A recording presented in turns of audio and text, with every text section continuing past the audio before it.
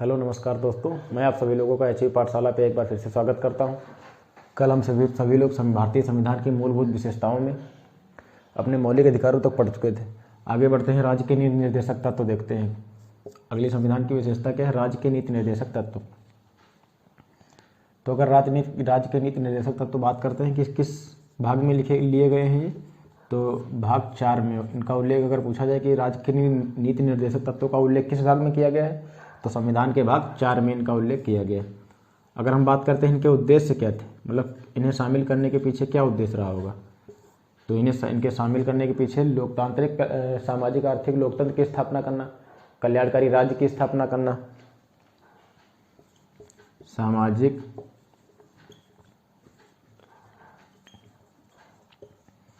सामाजिक आर्थिक लोकतंत्र की स्थापना करना, सामाजिक आर्थिक लोकतंत्र की स्थापना करना, कल्याणकारी राज्य की स्थापना करना।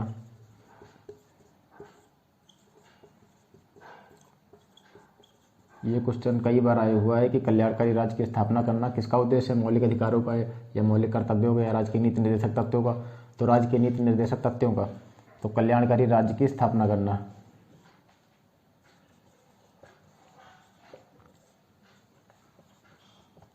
अगर हम बात करते हैं राज्य के नीति निर्देशक तत्वों का उल्लेख कहाँ किया गया, तो संविधान के भाग 4 में उल्लेख किया गया। अगर इनका बात की जाए इनके उद्देश्यों की, तो सामाजिक आर्थिक लोकतंत्र की स्थापना करना, कल्याणकारी राज्य की स्थापना करना। जो राज्य के नीति निर्देशक तत्व हैं, ये राज्य सरकारों पर या हमारी केंद्र सरकारों पर बाध्यकारी नहीं है।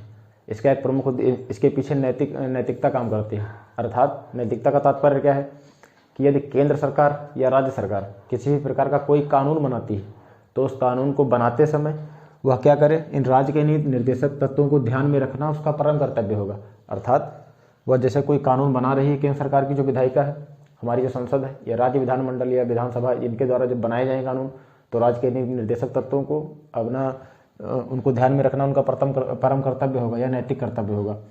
अब इससे संबंधित एक मिनर्वा मिल्स मामला है, उसको देखते हैं। ये क्या था?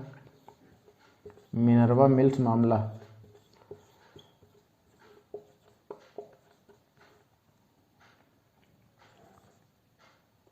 मिनर्वा मिल्स मामला 1980,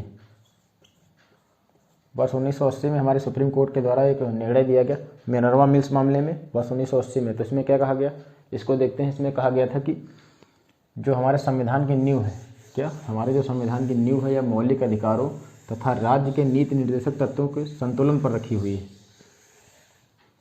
तो हमारी न्यायपालिका ने क्या कहा था कि जो हमारे संविधान की नींव है,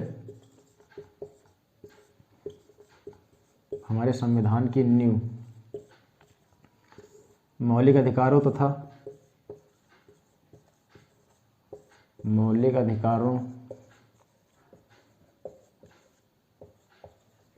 तथा राज्य के नीति निर्देशक तत्व।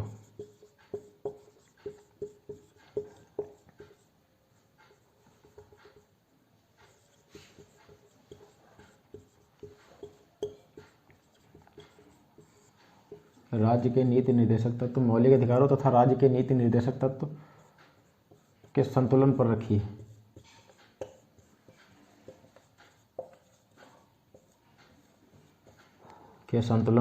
है। तो मिनर्वा मिल्स मामला वर्ष 1980 क्या था? इसमें हमारी न्यायपालिका के द्वारा एक महत्वपूर्ण निर्णय दिया गया कि जो हमारे संविधान की नींव रखी गई वह मौलिक अधिकारों तथा राज्य के नीति निर्देशक तत्वों के संतुलन पर रखी हुई है। कई बार राज्य के नीति निर्देशक तत्वों को लागू करने में हमारी केंद्र सरकार तथा न्यायपालिका के मध्य कई बार टकराव देखने को मिले। यह जब हम राज्य के नीति निर्देशक तत्वों का संबंधित चैप्टर होगा उसको पढ़ रहे होंगे, तो उसमें विस्तृत से बात पर चर्चा करेंगे कौन कौन से विवाद रहे या किन्हें लागू करवाने के लिए न्यायपालिका को जाया गया, तो उससे महत्वपूर्ण निर्णय क्या रहे। अब हम बात करते हैं मौलिक कर्तव्य।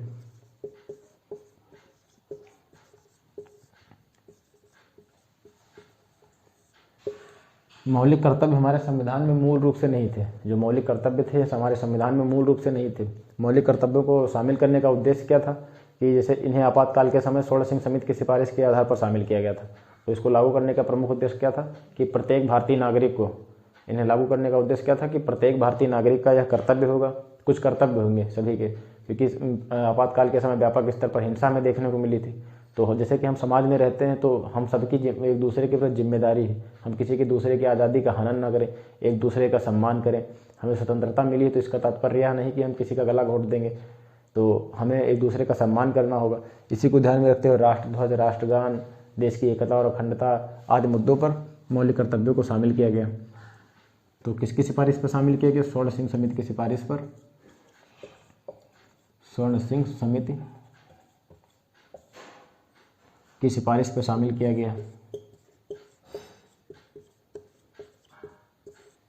स्वर्ण सिंह समिति की सिफारिश पर शामिल किया गया। कब अगर शामिल किया गया इसकी बात की है तो 42वें संविधान संशोधन अधिनियम, 42वें संविधान संशोधन, 42वें संविधान संशोधन वर्ष 1976 के माध्यम से शामिल किया गया। तो कब शामिल किया गया? 42वें संविधान संशोधन वर्ष 1976 के माध्यम से इसको शामिल किया गया। कब शामिल किया गया? तो आपातकाल के समय,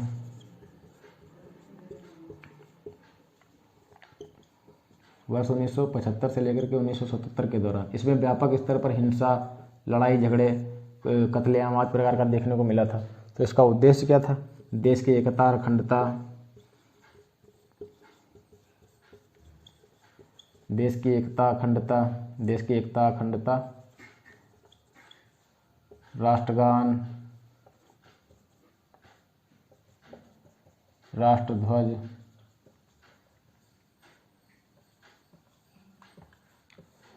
आदि की रक्षा करने के लिए इसको शामिल किया गया था, या मतलब आदि के प्रति हमें अपना सम्मान व्यक्त करना होगा। तो मौलिक कर्तव्यों की समिति की सिफारिश के आधार पर शामिल किया गया। तो स्वर्ण सिंह समिति की सिफारिश पर कब? तो 42वें संविधान संशोधन अधिनियम वर्ष 1976 में, ठीक है। आपातकाल के समय 1975 से 1977 के दौरान। अगली हमारी विशेषता क्या है? तो अगली हमारी विशेषता है धर्मनिरपेक्ष राज्य।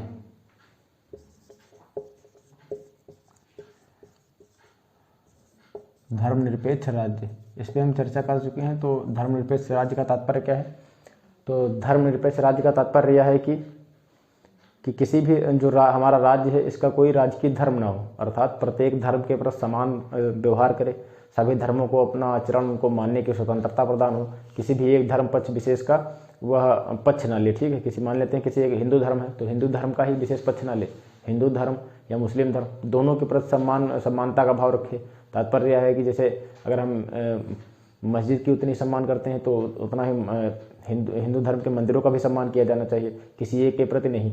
ये तो धर्मनिरपेक्ष राज्य का तात्पर्य क्या है कि प्रत्येक राज्य का जो है कि कोई राजकीय धर्म ना हो, सभी धर्मों के प्रति समान आदर एवं व्यवहार हो, सभी धर्मों के प्रति स्वतंत्रता हो। अगर हमने इस बात पर बात की थी कि अगर धर्म तथा राज्य इनके आधार पर अगर हम तुलना करते हैं तो किस प्रकार का राज्य हो सकते हैं। तो एक हो गया धर्मनिरपेक्ष, धर्मनिरपेक्ष पे हम चर्चा कर ही चुके हैं। नास्तिक राज्य, तो नास्तिक राज्य का मतलब धर्म विरोधी होगा, किसी भी प्रकार का कोई धर्म नहीं होगा। अगर हम सैद्धांतिक की बात करें तो सिद्धांत में कोई धर्म विशेष होगा, जैसे कि पाकिस्तान के जो कानून है इस्लाम के प्रति अपना झुकाव रखते हैं। अफगानिस्तान, वहाँ भी इस्लामिक कानूनों के आधार पर शासन चलाया जाता है, महिलाओं को अक्सर प्रताड़ना सहनी पड़ती। तो इसी के आधार पर धर्मनिरपेक्ष को अगर हम राज्यों के आधार पर विभाजित करेंगे तो 3 भागों में बांट सकते हैं। एक हो गया सैद्धांतिक, नास्तिक, सैद्धांतिक हो गया, नास्तिक हो गया, धर्मनिरपेक्ष हो गया। हमारा भारत क्या धर्मनिरपेक्ष है, अमेरिका भी धर्मनिरपेक्ष है। सैद्धांतिक में क्या होगा, कोई धर्म विशेष के प्रति इसका झुकाव होगा। नास्तिक की बात करें तो धर्म विरोधी होगा।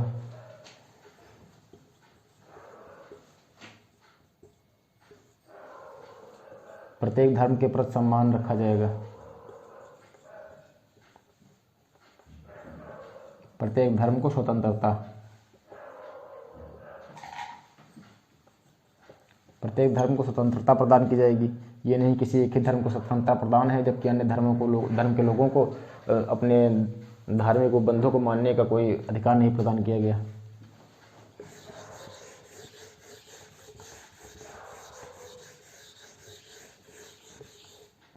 अगली हमारी विशेषता सार्वभौमिक वैश्विक मताधिकार। सार्वभौमिक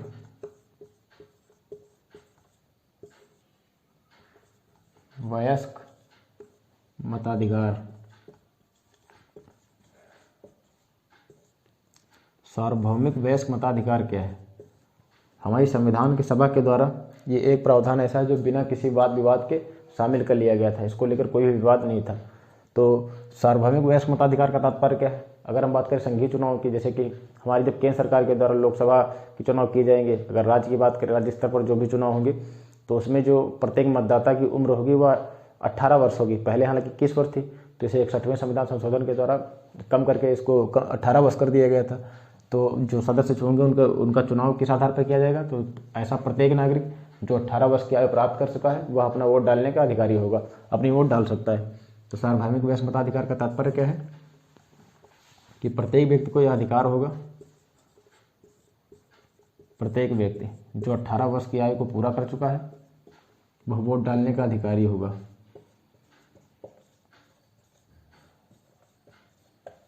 वोट डालने का अधिकारी होगा।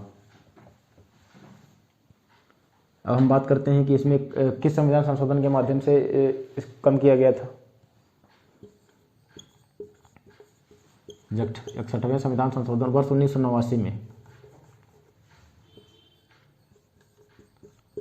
वर्ष 1989 में, तो वर्ष 1989 में 61वें संविधान संशोधन के माध्यम से, ये कई बार आया हुआ क्वेश्चन है। तो 61वें संविधान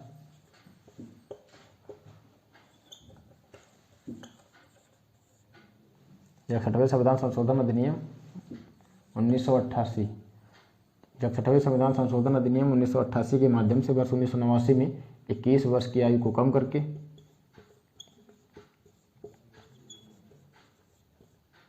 21 वर्ष की आयु को कम करके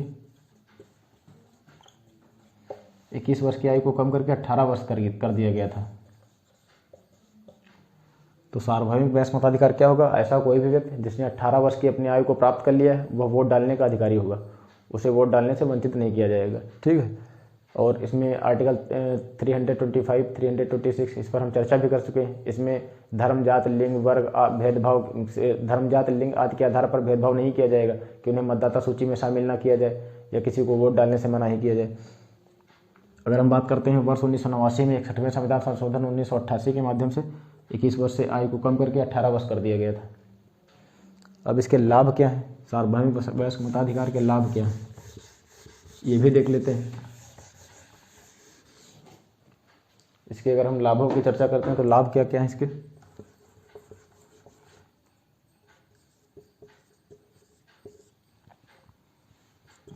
लाभ, जैसे कोई अल्पसंख्यक वर्ग है, ठीक है, तो प्रत्येक 5 वर्ष में चुनाव होंगे, तो अल्पसंख्यक वर्ग क्या होगा? एकता, अपना सामूहिक एकता बना करके सरकार के विरुद्ध वोट डालेंगे। ठीक है, तो सरकार दबाव में आके उनकी मांगों को पूरा करेगी।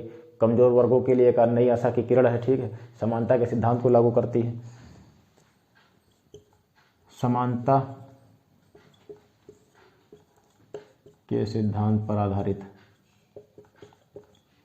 या समानता के सिद्धांत पर आधारित का तात्पर्य है कि प्रत्येक व्यक्ति को जिसने 18 वर्ष की आयु प्राप्त कर ली, वो चाहे महिला हो चाहे पुरुष हो, उसे वोट डालने का अधिकार होगा। कमजोर वर्गों के लिए आशा की किरण,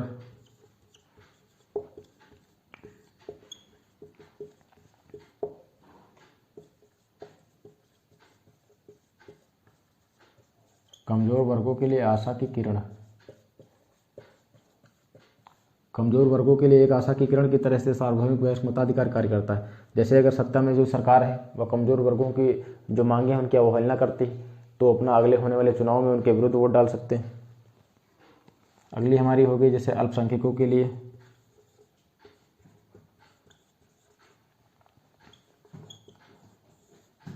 अल्पसंख्यकों को सुरक्षा,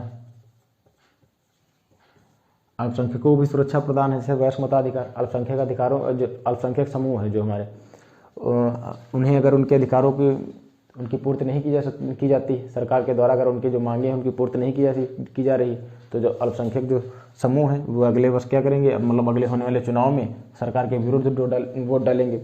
तो वो दबाव समूह, एक प्रकार के दबाव समूह के रूप में कार्य करेंगे, तो जिससे उनकी मांगों की पूर्ति की जाएगी। यदि मांग की पूर्ति नहीं की जाती है तो उनके विरुद्ध वोट डालकर अपना असंतोष व्यक्त कर सकते हैं।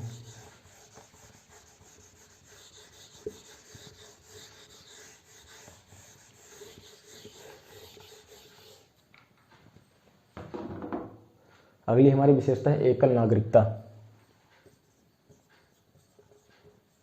एकल नागरिकता,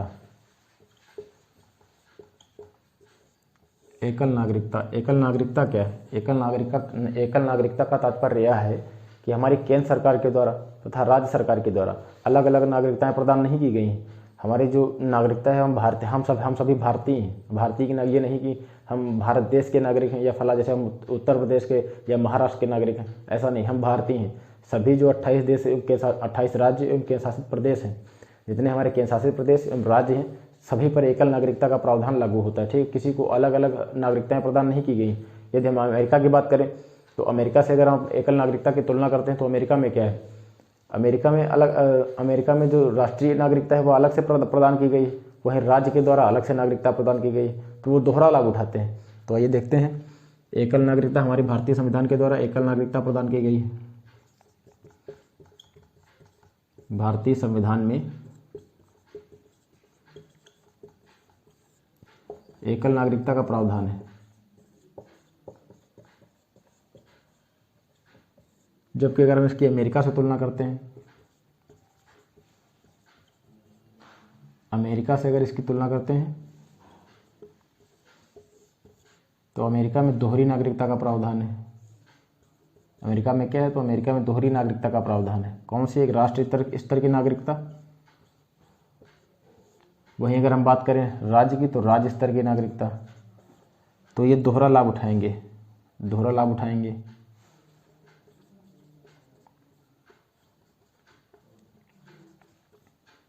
दोहरा लाभ उठाएंगे। जो राष्ट्र के द्वारा जो नागरिकता से संबंधित अधिकार होंगे उन्हें वो भी प्राप्त होंगे तथा जो राज्य से संबंधित नागरिकता के अधिकार होंगे उन्हें वो भी अधिकार प्राप्त होंगे। हमारे भारतीय संविधान की अगर हम बात करें तो उसमें एकल नागरिकता का प्रावधान किया गया है। एकल नागरिकता का अगर हम इसकी अमेरिका से तुलना करते हैं तो अमेरिका में दोहरी नागरिकता का प्रावधान किया गया। दोहरी नागरिकता का तात्पर्य क्या है कि राष्ट्र स्तर की जो नागरिकता है उन्हें वह भी प्राप्त होगी तथा जो अन्य वहाँ से संबंधित, जैसे ये अमेरिका है, ठीक है, तो ये राष्ट्र स्तर की जो नागरिकता है ये इन्हें प्राप्त होगी। अब इसमें जैसे ये राज्य है, इसमें जो राज्य है जैसे ए राज्य है, बी राज्य है, सी राज्य है, डी राज्य है, तो इसे बी राज्य की तो नागरिकता प्राप्त होगी ही, साथ में इसे राष्ट्रीय स्तर की नागरिकता भी प्राप्त है। वहीं डी स्तर की अगर हम बात करें डी राज्य की तो डी राज्य को तो राज्य की नागरिकता प्रदान ही होगी, ठीक है। वहीं इसको देश राष्ट्रीय स्तर की नागरिकता भी प्रदान होगी, तो इसे इनको दोहरा लाभ मिलता है। अगर हम बात करें एकल नागरिकता के उद्देश्य क्या है, हमारे जो भारतीय संविधान में एकल नागरिकता प्रदान की गई है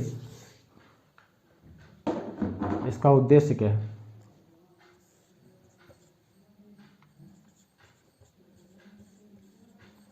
इसका उद्देश्य क्या है? तो इसका उद्देश्य, जैसे इसका एक प्रमुख उद्देश्य यह है कि भाषावाद, जातिवाद, संप्रदायवाद, धर्मवाद, इन सबसे ऊपर उठकर आपसी भाईचारे, बंधुत्व आदि को बढ़ावा देना, यह एकल नागरिकता का प्रमुख उद्देश्य है। एकल नागरिकता का उद्देश्य क्या है? एकल नागरिकता का उद्देश्य यह है कि किसी भी प्रकार के भेदभावों को छोड़ करके हम सभी लोग सामूहिक एकता का एक परिचय दें, बंधुत्व, आपसी बंधुत्व को बढ़ावा दें। कौन कौन से उद्देश्य हैं इसके?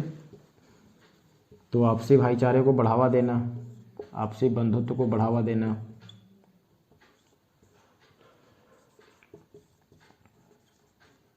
आपसी बंधुत्व को बढ़ावा देना, आपसी बंधुत्व को बढ़ावा देना, भाईचारे को बढ़ावा देना, एकता पर बल देना, भाषावाद, धर्मवाद, जातिवाद,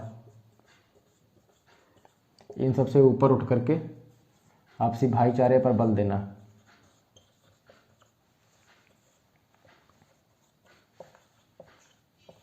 तो उम्मीद है आप लोगों को यह विशेषता समझ में आई होगी कि एकल नागरिकता क्या है, ठीक है, अमेरिका से इसकी तुलना कैसे है और इसका उद्देश्य क्या है? आपसी बंधुता को बढ़ावा देना, भाषावाद, धर्मवाद, जातिवाद, इन सबसे ऊपर उठ करके भाईचारे पर बल देना, किसी भी प्रकार का भेदभाव बढ़ावा न देना। हम सभी भारत के लोग हैं, किसी प्रकार का, बस आपने कहावत भी सुनी होगी, हिंदू, मुस्लिम, सिख, ईसाई, पर हालांकि समय के साथ साथ चीज़ों में बदलाव होता रहता है। अगली हमारी विशेषता है आपातकालीन प्रावधान।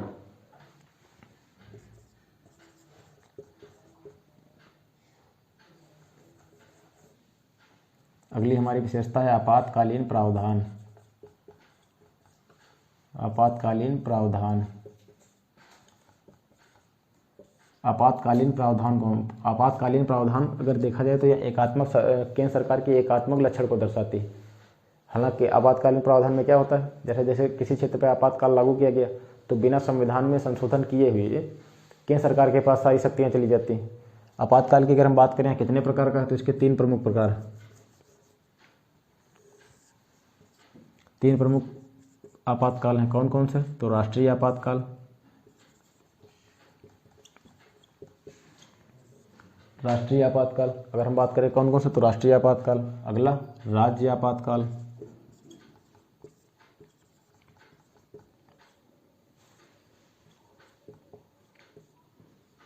राष्ट्रीय आपातकाल हो गया, राज्य आपातकाल हो गया, वित्तीय आपातकाल हो गया।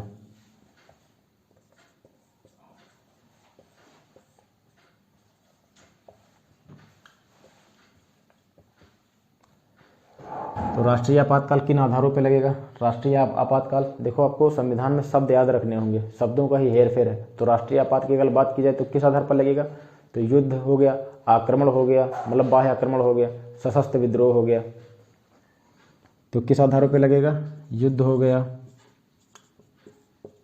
आक्रमण हो गया या सशस्त्र विद्रोह हो गया, इन आधारों पर राष्ट्रीय आपातकाल लगेगा। अगर हम बात करें किस आर्टिकल में, तो आर्टिकल 352 किस अनुच्छेद के तहत है, तो अनुच्छेद 352 में हमारे राष्ट्रीय आपात का उल्लेख किया गया। किन आधारों पर अगर लगेगा, तो युद्ध, आक्रमण, सशस्त्र विद्रोह, इन आधारों पर हमारा राष्ट्रीय आपातकाल लग सकता है। ठीक है। अगर हम बात करें अपने राज्य आपातकाल की, तो राज्य आपातकाल 2 आधारों पर लगेगा। एक तो संवैधानिक तंत्र की विफलता पर, दूसरा अगर केंद्र सरकार के द्वारा कोई निर्देश दिया जा रहा है, ठीक है, तो राज्य सरकारें अगर उसका पालन नहीं कर पा रही हैं तो राज्य आपातकाल लगाया जा सकता है। एक हो गया संवैधानिक तंत्र की विफलता पर, संवैधानिक तंत्र की विफलता पर, संवैधानिक तंत्र की विफलता पर। एक हो गया केंद्र सरकार के निर्देशों का पालन ना करना,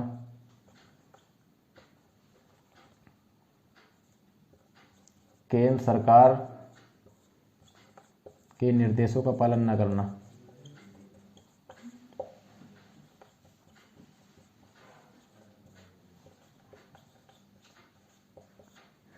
केंद्र सरकार के निर्देशों का पालन ना करना, ठीक है। तो संवैधानिक तंत्र की विफलता के अंतर्गत अगर हम बात करें तो ये आर्टिकल 356 के तहत है।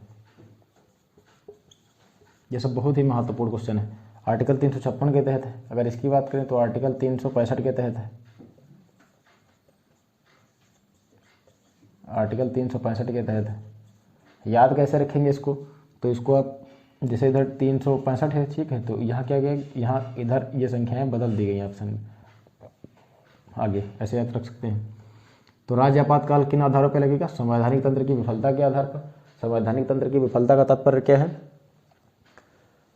संविधान के अनुसार ही सरकारें कार्य करें। अगर सरकारें संविधान के अनुसार कार्य नहीं कर पा रही हैं तो वहाँ पर आपातकाल लगाया जा सकता है। केंद्र सरकार के निर्देशों का पालन न करना, तात्पर्य क्या है, केंद्र सरकार के निर्देशों का पालन न करने से, जैसे हमारी केंद्र सरकार कोई सामूहिक कल्याण की योजना लागू कर रही है जो अत्यधिक आवश्यक है, परंतु राज्य सरकार इसमें आनाकानी कर रही है। ऐसे कई कारण हो सकते हैं जिनके द्वारा केंद्र सरकार देश की मान लेते हैं किसी भी, जैसे किसी राज्य को लेकर के सांप्रदायिक दंगे या भीषण दंगे हो रहे हैं, ठीक है, तो देश की एकता और अखंडता को भी ध्यान में रखना है। ऐसे अनेक आधार हो सकते हैं जिनको आधारों पर केंद्र सरकार के द्वारा आपातकाल लगाया जा सकता है। भूतपूर्व की सरकारों में यह देखने को भी मिला है। वित्तीय आपातकाल की अगर हम बात करें तो यह आर्टिकल 360 के तहत लगेगा। क्वेश्चन आता है कि मतलब निम्नलिखित में से कौन सा एक अनुच्छेद है जो वित्तीय आपातकाल से संबंधित है, तो अनुच्छेद 360। हाँ, वित्तीय आपातकाल क्या है, तो वित्तीय आपातकाल जैसे आपने कोविड-19 के दौर पर देखा होगा कि हमारी सरकार के द्वारा जो हमारे पदाधिकारी हैं उनके वेतन में कटौती की गई थी। वित्तीय समस्या पैदा हो सकती है बड़े स्तर पर, कोई महामारी जैसे कोविड-19 फैल गई थी तो कई बार हमें वित्तीय अनिश्चितताओं का सामना करना पड़ा। इसी के आधार पर वित्तीय आपातकाल लगाया जा सकता है। जब भी पैसे की समस्या हो सकती है राष्ट्रीय स्तर पर तो अनुच्छेद 360 के तहत लगाया जाएगा। एक बार फिर से नजर डालते हैं आपातकालीन प्रावधान क्या है। तो आपातकालीन प्रावधान तीन भागों में विभाजित कर सकते हैं। राष्ट्रीय आपातकाल, राज्य आपातकाल, वही बात करें तो वित्तीय आपातकाल। राष्ट्रीय आपातकाल युद्ध, आक्रमण, सशस्त्र विद्रोह के आधार पर लगाया जा सकता है। कोई बाह्य सशस्त्र विद्रोह, मतलब हमारे आंतरिक भाग में कोई सशस्त्र विद्रोह हो गया या किसी विदेशी के द्वारा हम पर आक्रमण कर दिया गया या युद्ध हो रहा है, तो उस आधार पर राष्ट्रीय आपातकाल लगाया जा सकेगा। किस आर्टिकल के तहत? तो आर्टिकल 352 के तहत।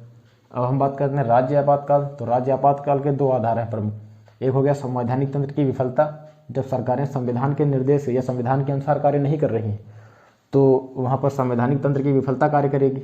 इस आधार पर अनुच्छेद 356 का प्रयोग करते हुए राज्य में आपातकाल लगाया जा सकेगा।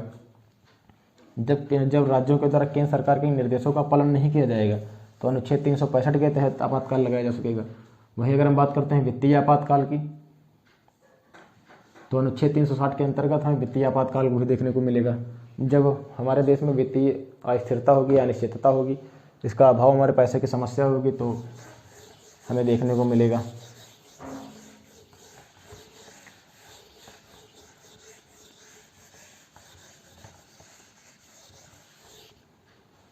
हमारी सभी महत्वपूर्ण विशेषताओं पे हम चर्चा कर चुके हैं। त्रिस्तरीय सरकार भी हमारी संविधान की एक मूलभूत विशेषता है। हालांकि यह मूल संविधान में नहीं थी, बाद में जोड़ी गई 73वें एवं 74वें संविधान संशोधन के माध्यम से। किंतु जब हम पंचायती राज पढ़ेंगे तो उसमें विस्तृत रूप से हम पढ़ेंगे। जहाँ जितनी भी हमने विशेषताएं पढ़ी, एक टॉपिक के अनुसार एक पर हम विस्तृत चर्चा करेंगे आगे, ठीक है। अब इसके बाद संविधान की मूलभूत विशेषताओं के बाद हम सभी लोग फंडामेंटल राइट्स पर चर्चा करेंगे। अगला जो हमारा चैप्टर होगा फंडामेंटल राइट्स होगा। तो त्रिस्तरीय सरकार को भी एक नज़र में देख लेते हैं क्या है। त्रिस्तरीय सरकार का तात्पर्य है 3 स्तर हो। एक हो गया केंद्र, एक हो गया राज्य, केंद्र हो गया, राज्य हो गया, एक हो गया स्थानीय सरकारें।